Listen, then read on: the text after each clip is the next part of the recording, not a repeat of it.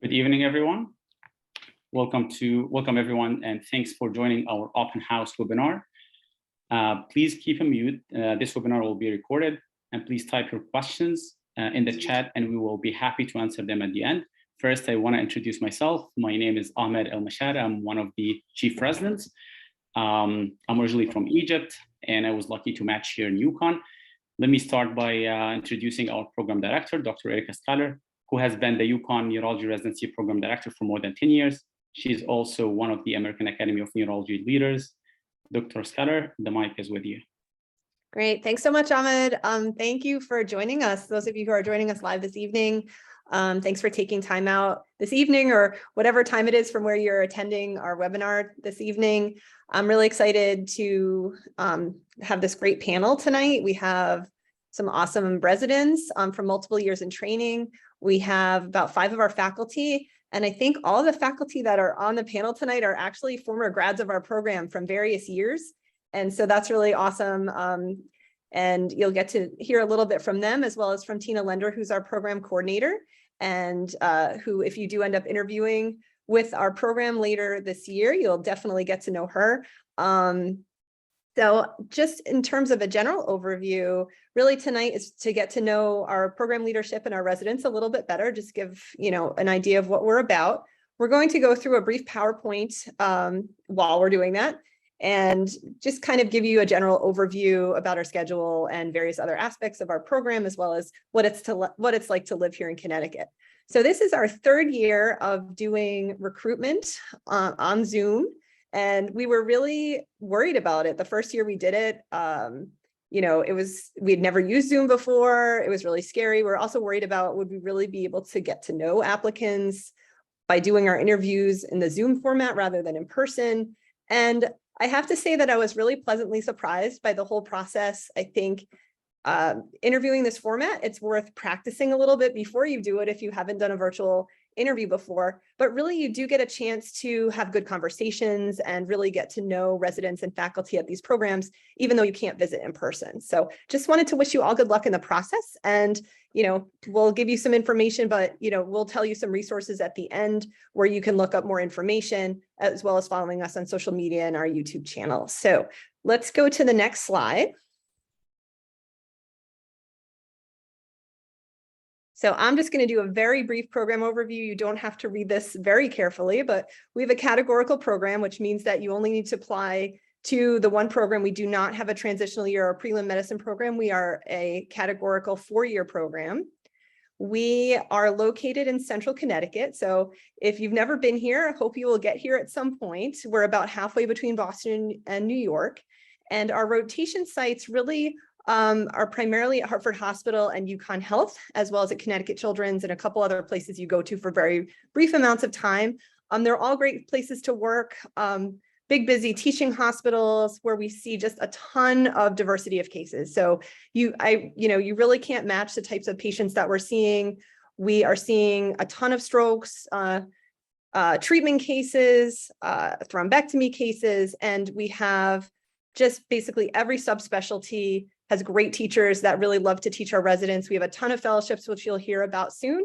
And there are a lot of opportunities for working with different mentors, for doing different types of scholarly activity, research projects, med ed projects, getting involved in teaching. And really the options for what you can do after you graduate from our program are pretty unlimited. Like, our residents are going into various employment. They're getting into really top fellowships all over the place. Some of them come back here. Some of them are all over the country, all over the world, doing awesome things in their careers. And for me as a program director, that's super exciting for me to sort of follow them for the ones that leave here. And it makes me really happy sometimes when they come back and they're able to join me in teaching medical students and residents who are coming through the pipeline. So we really emphasize mentorship, wellness, and really making sure that our trainees are having enough time and enough rotations to really help them decide and be exposed to everything they can be exposed to before they need to decide on fellowship option or really kind of decide on the next steps. And we provide a lot of mentorship and guidance along the way. So I'm going to stop there so that the rest of our panel can tell you about themselves and tell you more about our program. Next slide. Here I am again. I'm Ahmed. I'm one of the 40 residents. As I mentioned, I am originally from Egypt. I graduated from a medical school in Ain Shams University. Then I joined UConn here. I want to tell you one of the important things that made me choose this program is the location diversity and that all subspecialties represented. I want to tell you about the diversity of our program, and this is one of the strong points. Dr. Scudder and our program leadership really do a great job in selecting residents from all over the world. And this has a great impact on patient care since our hospitals receive patients from different backgrounds and cultures. Next.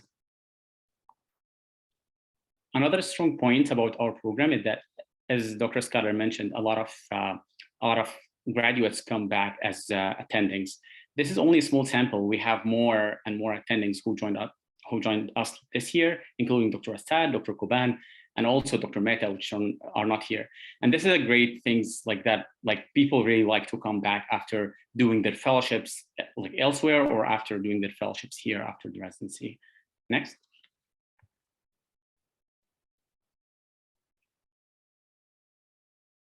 So I would tell you about like the PGY 1 year schedule as well. So usually in the first year, we have like 8 core blocks, means that you will have like 5 floor blocks and 3 ICUs. One of the ICU is going to be neuro ICU. You have also like another 4 months of like non-core blocks, including 2 months of neurology. One of them is the boot camp, and usually the boot camp is the June before starting the second year. And this is a very important month to kind of get used to the outflow, like in the neurology, get to learn how to do LPs, how to rotate with the inpatient service. Usually you don't have any responsibility during this month. You just follow the team, and it's basically just educational. So next, please. Yeah, as I mentioned, this is the boot camp. This is only like in June every year before starting off your second year. You usually do buddy loan calls with the seniors, but basically like it's the best month of the residency because like you get to know how the service works, and you kind of like learn before you jump into neurology the year after. Next. All right, I can jump in here, Ahmed. Hi, everyone. I'm Ryan. I'm also one of the chief residents. So just to kind of continue the logical progression here. So once you finally come into your neurology training after your medicine year, as Ahmed was describing, you can see here, this is all on the website, so I know it's a little overwhelming, but basically this kind of gives you a little bit of a sampling of what the standardized curriculum looks like across your first, second, and third year within neurology.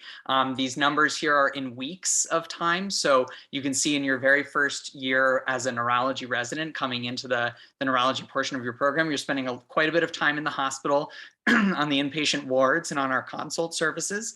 But you do get a pretty good amount of outpatient time as well to really explore the subspecialties. So you'll see the ambulatory subspecialty clinics are going to be assigned outpatient subspecialty opportunities for you to really get your feet wet in some elective opportunities, as well as formal elective time where you really get to dictate where your learning goes. So between those two elements of the schedule there, you're looking at 13 to 14 weeks of some dedicated time outside of the hospital as well. And that's in addition to the neuroradiology and EEG block, which is a unique 2-week component of our first year in neurology, where you really get kind of a really crash course exposure to how to read CT scans and MRIs with some of our fellowship trained neuroradiologists, as well as EEG training with many of our different epilepsy faculty.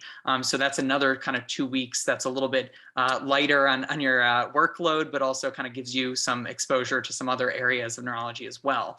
And then of course, we've very recently added a 1-week elective in interventional neuroradiology. So getting to work with the attendings there with thrombectomy cases, aneurysm coiling, all these kind of exceptional endovascular procedures that are really up and coming is a really great opportunity that we've now incorporated into that very first year of your training.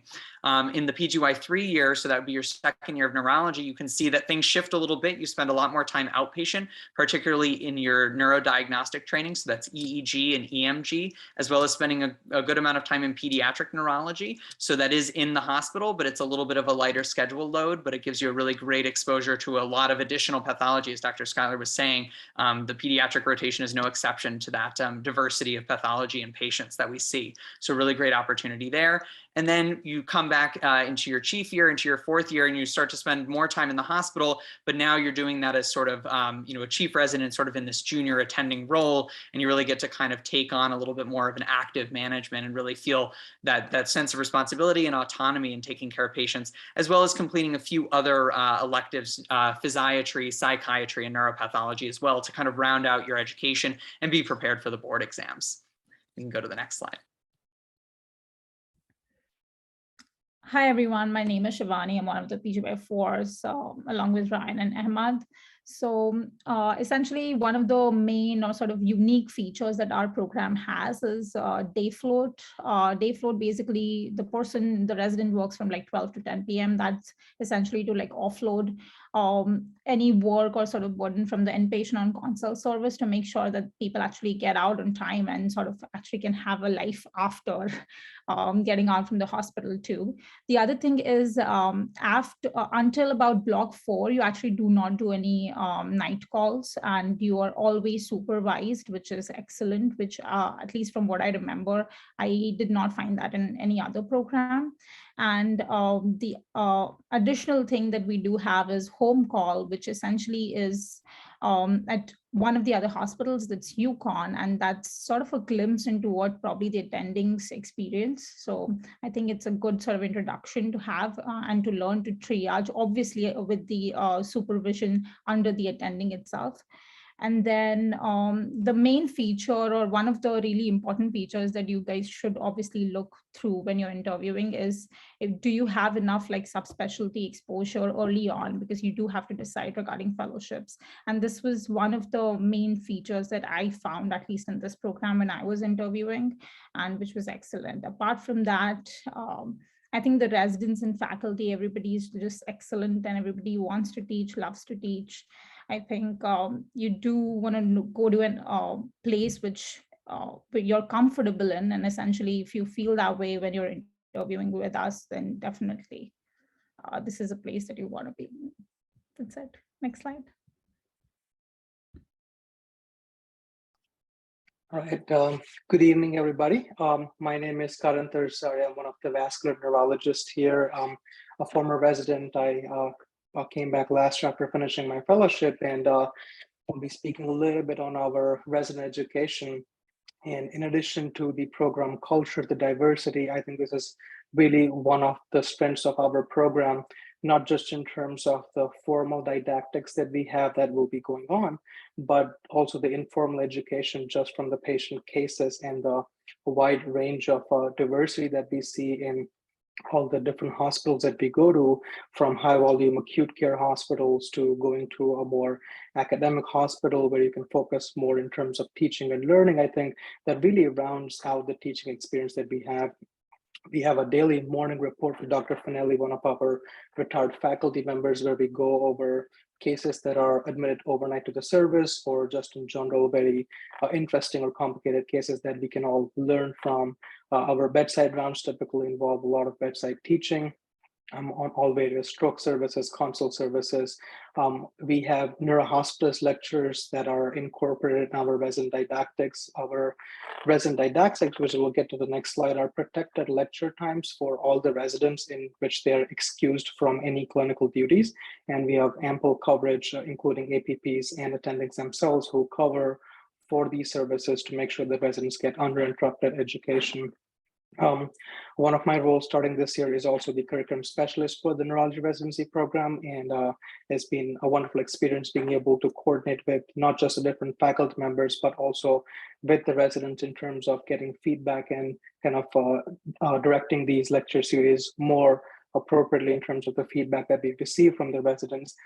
We have a wide variety of subspecialties we cover, all the way from acute subspecialties from stroke and neurocritical care to outpatient specialties, including dementia or neuromuscular diseases or neuroimmunology. As I said, these are protected lectures every Tuesday from 12 to 3 with lunch included for the residents, which is always a bonus. These also include additional curricular activities, including journal clubs. chairman's round for case presentation. And we have various workshops through the year in our simulation center, including Botox workshops, as well as stroke code simulations, and including lumbar puncture simulations as well. Our additional didactics include grand rounds every Thursday, which are department-wide, which start with a resident case presentation, typically presented by one of the residents, mostly PGY2s, but PGY3s present a pediatric neurology case, and then the PGY4s present a neurohospitalist case along with one of the attendings, followed by a 1-hour presentation from either one of our faculty members or guest speakers. Additional conferences include our neuroradiology conference, which really serves as a very helpful academic conference, especially for junior residents, where we go over certain imaging findings with our neuroradiologist and really focus on the key aspects of picking up those subtle findings. There is also a separate clinic lecture series which focuses on outpatient neurology topics held at the UConn, where the continuity clinics are. And additionally, we also incorporate right review and kind of board review series throughout the year, also kind of particularly focused around the time of the right exam to help the residents in that period.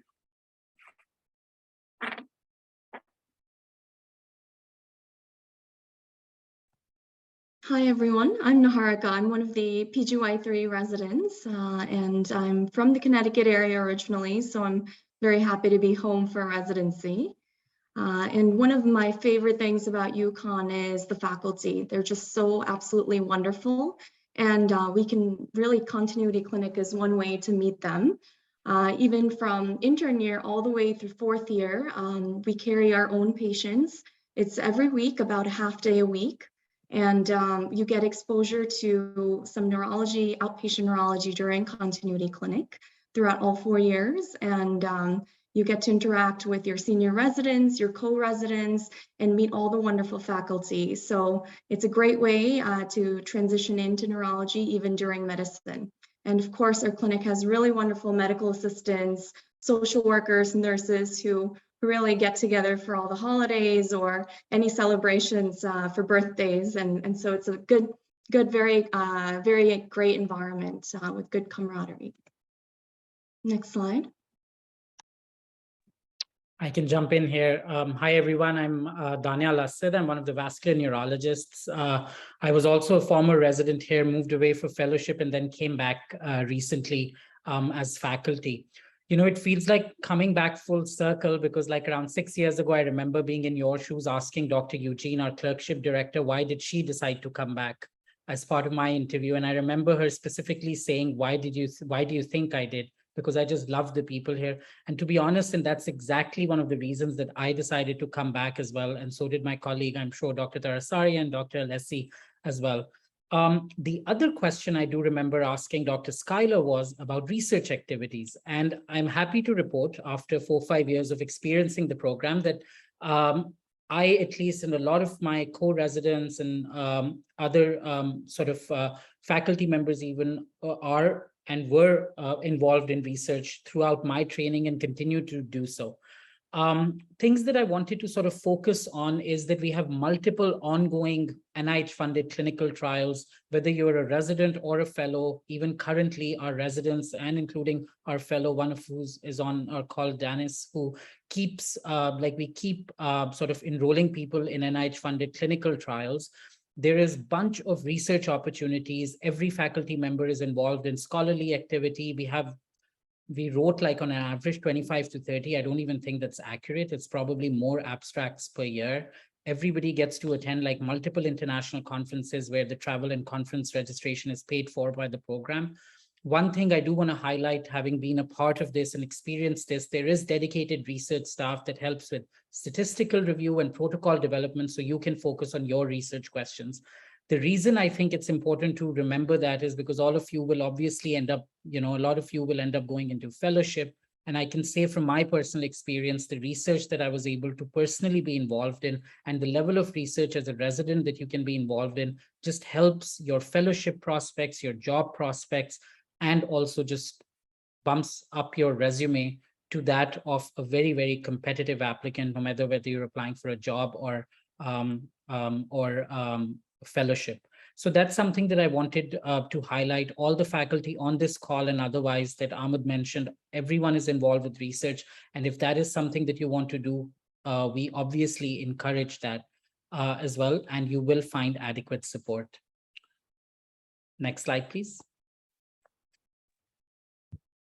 Good evening, everybody. My name is Marie Eugene. So thanks for the plug, Danielle. I'm 11 years in this past July, and I did do residency here, and I did love my time as a resident here. I still keep in touch with my co-residents, and a lot of the faculty is still here, and it's been a nice place to come back to.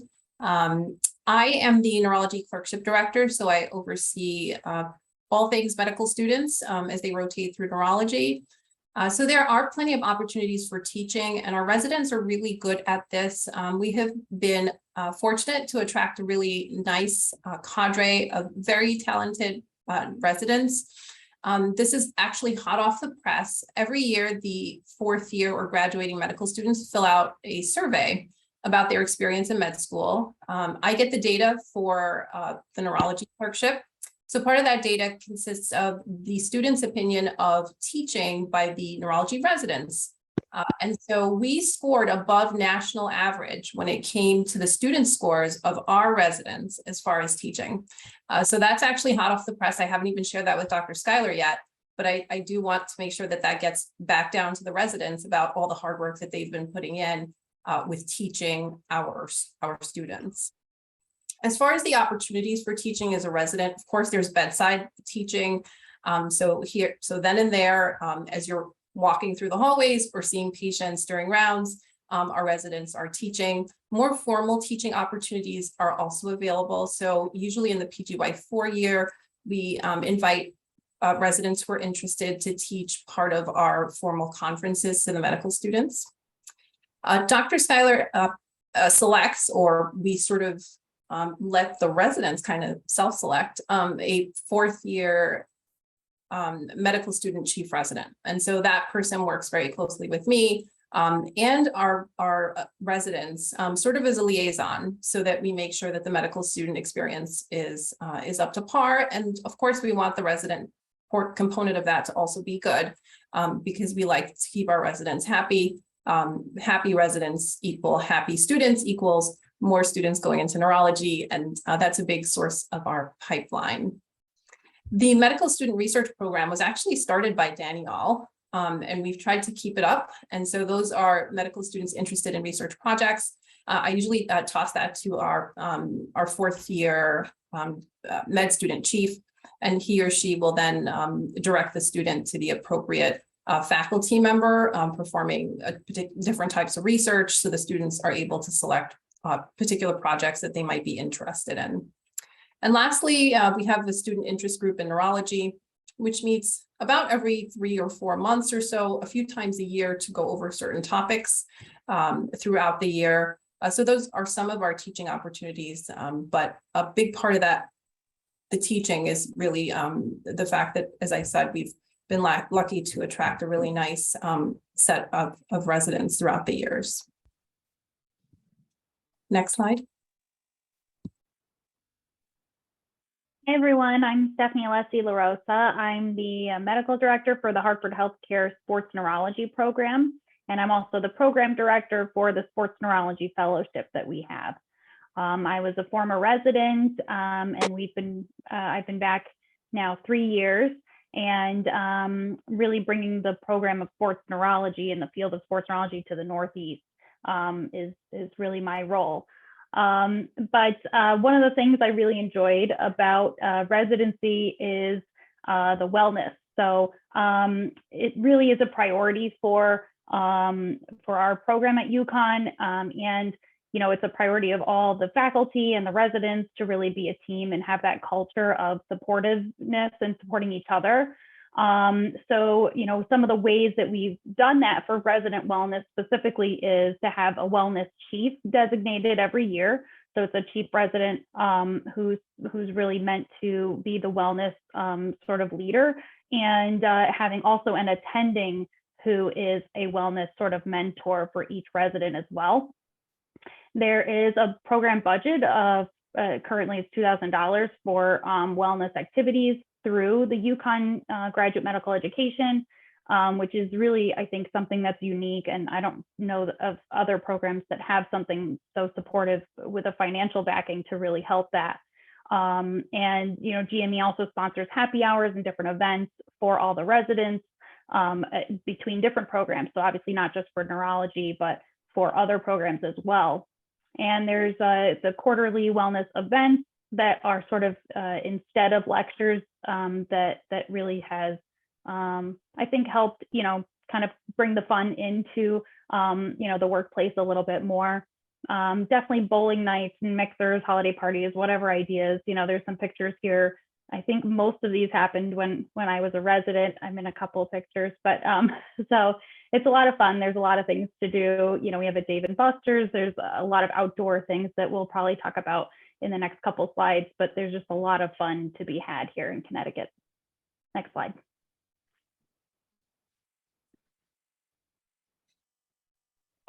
So for Connecticut, like they said, we're really 2 hours from Boston, 2 hours from New York City. Train access, really easy to get around.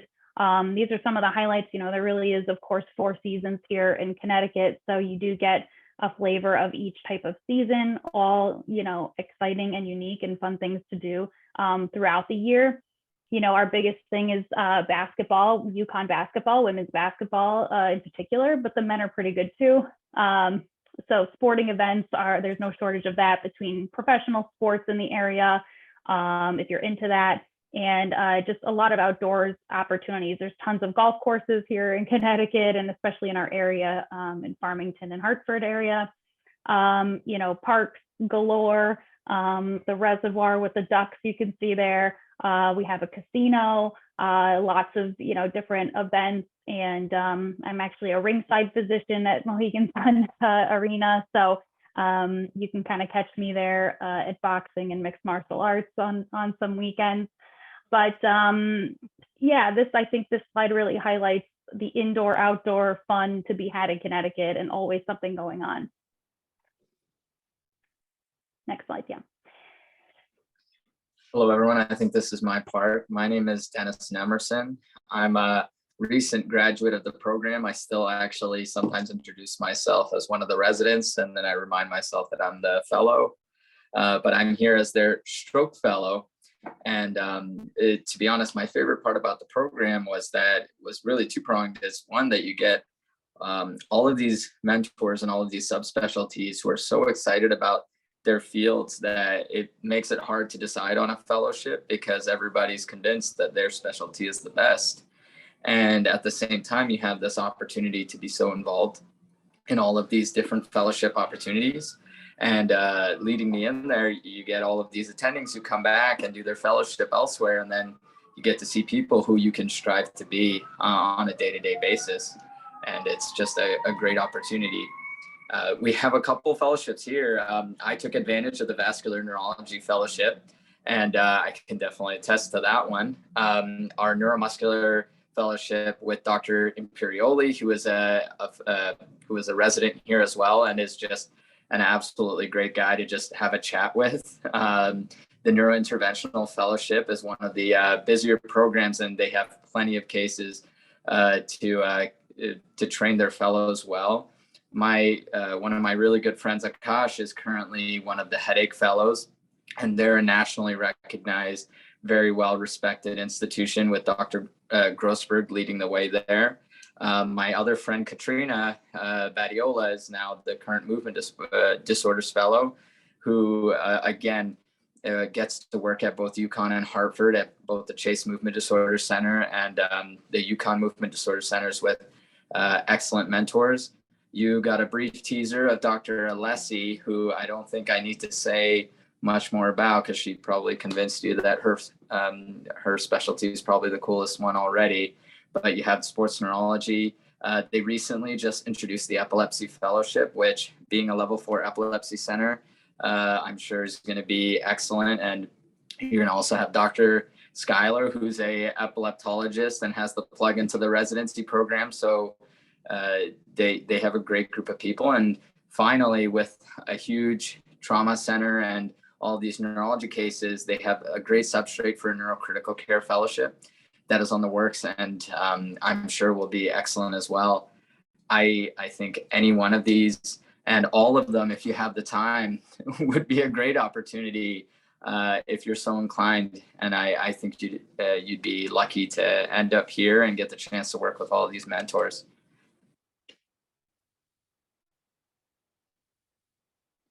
And sorry, the slide froze for a second. But if you take a look, I mentioned some of these names already. But Akash Bhargava and Katrina Badiola are currently here with myself. But Dr. Ansari went over to the Barrow, and as well from my class, we have Sarah Germain, who went to Utah for multiple sclerosis, and Miriam for critical care.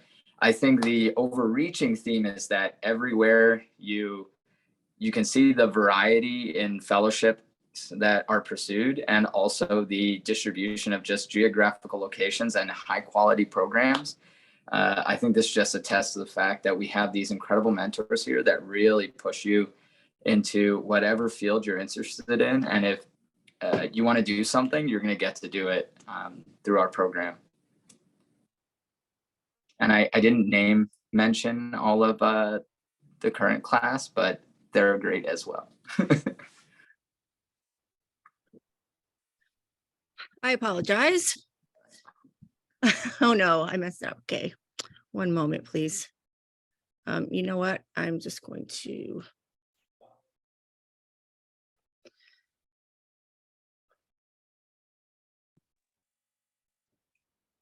Well, I'm just going to go here. Sorry, we'll have to look at it this way. I apologize. I can't see where to put it in the interview, the presentation mode. My name is Tina Lender. I'm the coordinator. I am just going to briefly take you through what the interview week would look like for you should you decide to interview with us. We do offer two ways to interview. One is Wednesday evening and one is Thursday. And in the morning, because we realize that people have, different schedules, and people are from all over the world. So we like to give that variety. We interview in small groups. We don't have group interviews. They will be single, one-on-one, but we only do 4 people on Wednesdays and 6 people on Thursdays. And the reason is we like to keep them small groups so we can actually spend time and remember everybody, and we have you fresh in our minds. We did try to do them I think 10 in a day, and we just didn't feel it was as intimate an experience. The other 2 things that would happen on your week is they're optional but highly recommended. We have a social hour on the Wednesday night of your interview week, and we try to get together several residents who are from different levels of the program. So you have the upperclassmen, the seniors who know a lot about the program, but then you're also going to meet maybe a PGY1, PGY2, who would be the people you would work with later. So you kind of get both of that. And you can ask different questions. They're in different, levels of residency. So hopefully they would be able to answer all your questions. And then the Thursday grand rounds, you get to see a resident of ours do a case presentation. And then we either have a faculty or a speaker. We do have several guest speakers a year, and they will do the grand rounds. And so, like I said, those 2 are optional, but absolutely, recommended. And we also do open up usually a couple of our Tuesday didactics. So you can come, watch those. And then after, usually a few residents stay around if there are any further questions. That usually happens in around February after your interviews are over. That way, if you have any further questions, you can always hop back on, meet somebody. And finally, last but not least, I wanted to give a shout out to our awesome program director. If you've already seen Dr. Schuyler tonight, but if you've seen her doing anything else or listened to her podcast, you probably realize she's an awesome person. But she's also an award-winning program director. She did win the AAN PD Recognition Award. She was chosen as one of 4 people out of the entire country this year. And she's also an award-winning competitive dancer. So she's always posting videos of her dancing competitions. And she started a few years ago for a benefit, and she really loved it and now she just is winning awards all over the place. And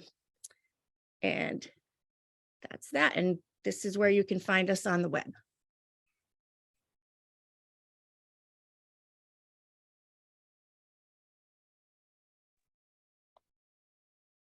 All right.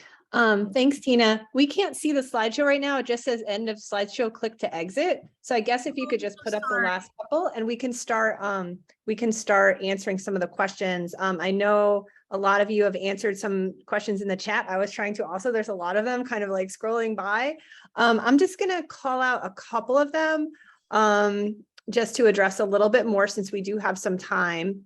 The first thing was in terms of application review, because several of you asked about how are they reviewed or asked about cutoffs and various other things about what makes a good applicant and stuff like that. So first of all, and I might update it one more time, but I have a detailed FAQ section in our website, and it gets to a lot of what are literally the FAQs that applicants have. So I encourage you to read that.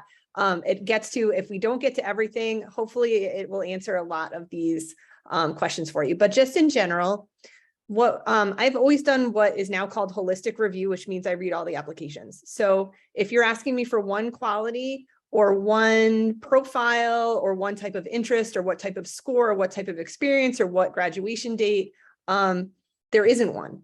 So basically, we recognize that all of our applicants all have very different paths to where they got to being interested in neurology, and all have very different CVs and different experiences. And that's really important for us in terms of selecting a diverse group of trainees, is really, accepting sort of a wide variety of experiences and backgrounds, just in terms of not only where people are from or how they trained, but just really what their interests are.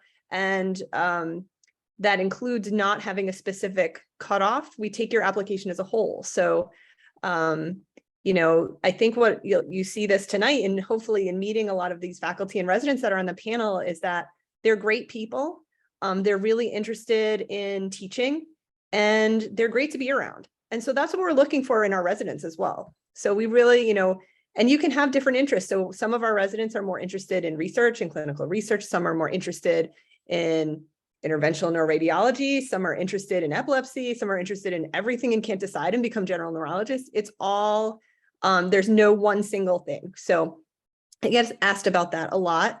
And I think really the key to your application is to really give us a good sense of who you are as a person, as well as to really provide explanations of why you like what you like.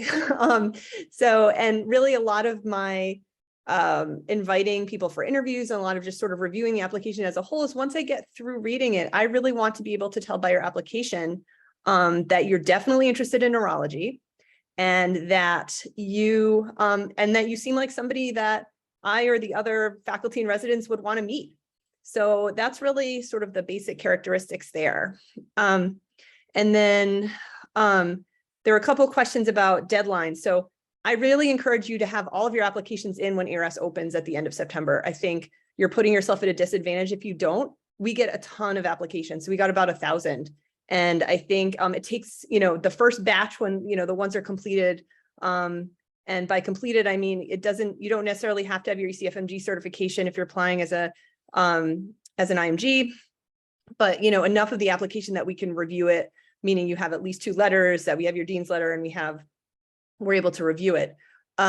So I would try to get that into all programs as soon as you can. Most of the programs, and I think it's listed on our website, I think it's December 1st, but oftentimes we have filled all our interview slots by December 1st, just because, we get so many great applications. So I'm just gonna, not to put you on the spot, Dr. Eugene, but there were a couple of questions about how residents are evaluated and given feedback. And as the chair of our clinical competency committee, I was wondering if you could just talk for a minute about, kind of how we evaluate and give feedback to our residents. Yeah, so Dr. Tarasaria types really fast. By the time I started typing, I saw he replied. So I chair the clinical competency committee, and so that consists of faculty members who are very closely involved with resident education. And so I think there are about 8 of us on that committee. And we are each sort of assigned 1 or 2 residents to review their charts, and then we sort of present like rounds. how that resident is doing based on their evaluations from the preceding 6 months. And if there are any concerns, we discuss them. We actually then come up with a list of what the residents are doing well and how we would suggest they improve based on their evaluations. And then at that point, that feedback goes back to Dr. Schuyler, and she meets with the residents twice a year based on that feedback. We are very resident friendly. Our goal is to, and I tell residents this all the time, I didn't go, just like I tell patients, I didn't go to medicine to make anybody feel bad.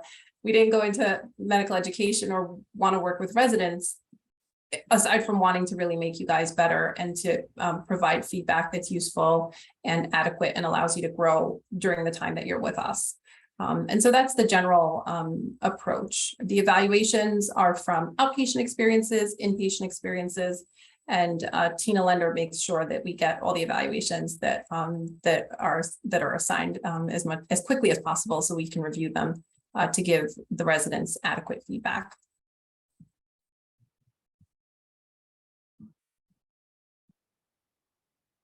Okay, great. Thank you. I think just, there were a couple things that came up. So maybe one of our current residents or actually our fellows. So Dennison, can you put you on the spot, talk a little bit what it's like living in Hartford and kind of, I know Ahmed answered the question in the chat as well, but just as somebody who's been living here now as a PGY5, just a little bit about what it's like to live in the Hartford area, cost of living, kind of, in your opinion, as somebody who's been here a while. I have been living in the downtown Hartford area for most of my residency. I've lived at a couple of the apartments down here. I live about 5 minutes away from the hospital, and I actually skateboard to work.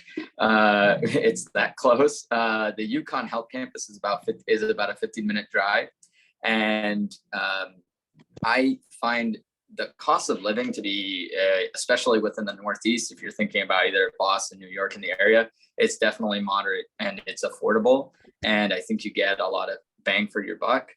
I've seen the downtown Hartford area grow quite a bit. And there's down the street, we have Pratt Street, where they have street parties and activities and festivals almost every weekend now. And I've always found there to be something to do in addition to having Bushnell Park if you're going to go for a run. And really getting anywhere from Hartford is really easy because, one, you're never stuck in traffic. And number two, everything that you need to get to is probably within 5 to 10 minutes. You'll find that you're barely putting miles on your car because things are really close by.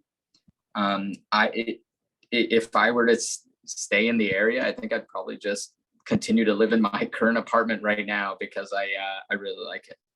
So that's just a little bit about living in Hartford. I know some people have lived on the Yukon, closer to Yukon in the West Hartford, Farmington side, which I may be able to throw Dr. Assad on the spot because I think he lived closer to Yukon and he could give you a couple words about that side as well. Yeah, perfect. Yes, I used to live in Farmington and West Hartford for half the time in my residency. I chose that because they're like amazing hiking trails there. Obviously, Dennison and others mentioned Blueback Square has actually some of the best food that I've had in the Northeast, honestly. Very, very sort of vibrant neighborhood. And obviously you also get to do a bunch of outdoors, sort of outdoorsy activities if you're into that. Lots of amazing sort of hiking and biking trails, which I was really sort of most interested in. So that was something that I really liked. I do want to address two questions that while I have the virtual floor. One was about the support for residents and fellows having children. I've had sort of residents who've had children during residency, and I can testify to this that Dr. Schuyler actually, even on short notice, has actually changed around their schedule to accommodate any paternal or maternal leaves, and has been very, very accommodating. So that's something that I have seen sort of my co-residents, even some of the current residents who've and fellows who've been doing that.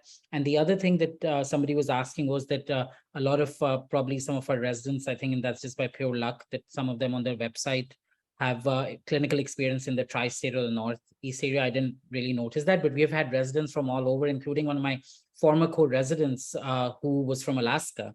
So, It all depends on, how good a fit you are and how you interview and what your application is like. So obviously a lot of diverse sort of group you'll see. And the last question I saw someone ask about DEI initiatives, we already mentioned that, but I think the call itself is a testament to what DEI should and does look like. And as you can see, all the panelists and residents and faculty members from different backgrounds, from different training backgrounds who are part of our program. But yeah, West Hartford and Farmington is awesome, or wicked awesome, as Dr. Schuyler said. All right, I'm being a slow typer, so I'll answer the question that I was just starting to type, which is asking about 5-year graduation cutoff, which we don't have. So if you look back, especially at our current residents, so on our website, we have all of our current residents where they went to med school, and several of them are already neurologists when they get here.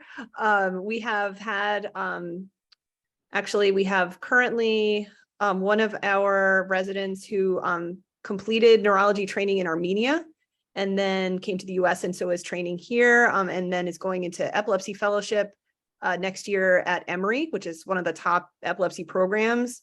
We had a grad from this past year who was a neurologist who trained in India and had already done movement disorders fellowship in Canada before joining us in residency. So that's definitely more than 5 years from graduating medical school. And so he was able to go straight into a faculty position out of state, actually, because he had already done fellowship and was already a neurologist before he came to us. So we've definitely had quite a few. Several of our current faculty, we have one pair who couples matched with us a while ago from Brazil, the Benchaias, both completed neurology residency and fellowship in Brazil before they joined our residency program. And they're both now on faculty, one's in epilepsy, attending, the other one's a neuromuscular specialist. So we definitely have, those are just some examples, but we definitely have some people who have even, done a PhD in neuroscience, have done masters in public health. There are a lot of, there are a lot of different pathways and a lot of people are straight out of medical school. So, it really, it's really not a specific requirement. I just want to bring up also, there are a couple of questions that came up about supplemental ERAS. There are a few resources that I'd recommend. One is the AMC. They have, they've done a webinar and they have one coming up that's to address specific questions to the AMC staff about applying. I will also recommend, I hate to recommend my own talks, but I gave a talk about a month ago as part of the Inside the Match Summit.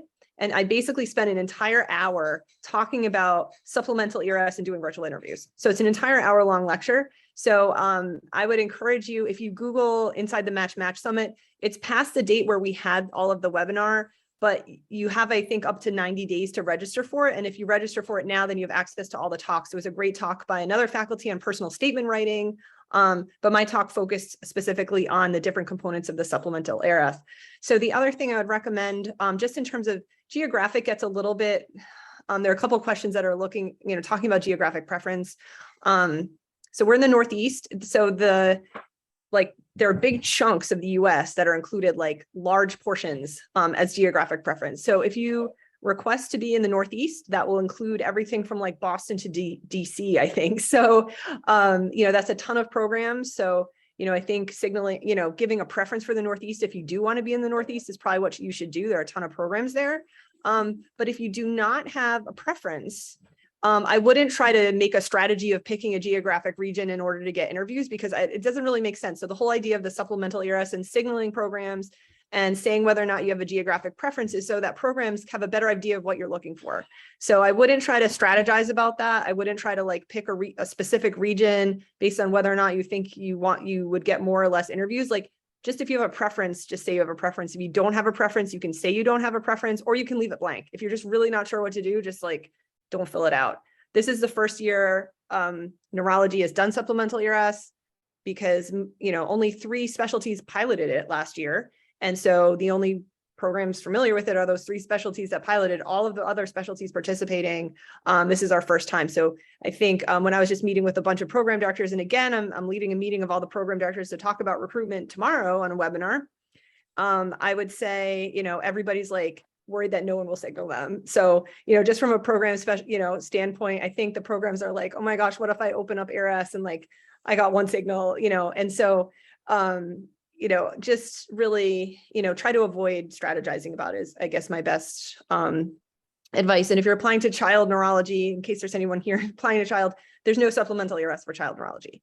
So it's just adult neurology that's opted in, and almost every single program opted into using it. So I think there are only maybe 10 out of the 168 programs in the country that decided, and I don't know if it's because they missed the deadline, so maybe they added on afterwards, but just what I heard from AMC was that was what they did. So I'm just gonna mention also, I was scrolling through, there are a couple of questions about the epilepsy and DBS program. So we have a total of 16 epileptologists across our 3 sites. Our epilepsy fellowship is brand new. We're a level 4 NAAC level 4 surgical epilepsy center at Hartford Hospital. We have 6 AMU beds, also 26 neuro ICU beds. We do a ton of long-term monitoring.